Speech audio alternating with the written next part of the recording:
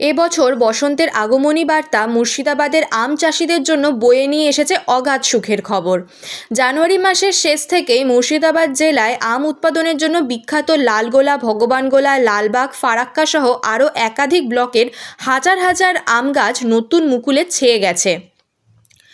জেলার আম চাষিরা আশাবাদী, গাছে যত মুকুল এখন রয়েছে তার 50 থেকে 60% মধ্যে ফল ধরলে এই বছর মুর্শিদাবাদ জেলায় রেকর্ড আমের ফলন হবে। তার ফলে কমতে পারে রাজ্যে আমের দামও।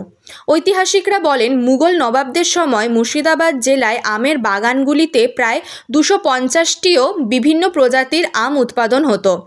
আম উৎপাদন এবং আমের গুণমান নিরীক্ষণের সঙ্গে জড়িত ব্যক্তিরা বলেন, মুর্শিদাবাদের আমের স্বাদ দেশ এবং রাজ্যের অন্যান্য প্রান্তে উৎপাদিত আমের থেকে সম্পূর্ণ ভিন্ন। মুর্শিদাবাদ জেলার আমকে রাজ্যের অন্যান্য প্রান্তে উৎপাদিত আমের থেকে পৃথক করার জন্য নবাবরা একসময় দেশের বিভিন্ন প্রান্ত থেকে চারা নিয়ে এসে গ্রাফটিং পদ্ধতিতে নতুন প্রজাতির সংকর আম গাছ তৈরি করেছিলেন। তবে এখনও মুর্শিদাবাদ জেলার কহিতুর, কালাপাহাড়, চন্দনকোষা, মোহনভোগ, নবাবপছন্দ সহ আরও কয়েকটি বিলুপ্ত প্রজাতির আম মানুষের মুখে জল এনে দেয়। মুর্শিদাবাদ জেলা উদ্যান পালন দপ্তরের এক আধিকারিক জানান, জেলার প্রায় 21,500 হেক্টর জমিতে 1,70,000 মেট্রিক টন আম উৎপাদন হয়। জেলার মধ্যে সবথেকে বেশি আম উৎপাদন হয় জঙ্গিপুর মহকুমা এবং লালবাগ মহকুমার বিভিন্ন আমবাগানে। ফারাক্কার এক আম চাষি বলেন, এবছর জানুয়ারি মাসের শেষে থেকে আম গাছে প্রচুর সংখ্যায় মুকুল আসতে শুরু করেছে।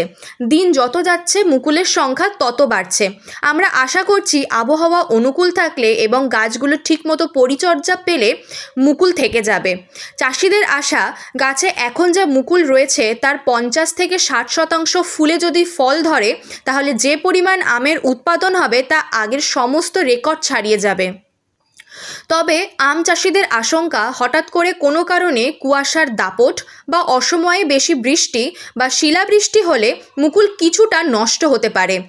এক আম চাষি বলেন, গত বছর মুর্শিদাবাদ জেলায় আমের অফ সিজন থাকার কারণে আম উৎপাদন কিছুটা কম হয়েছিল।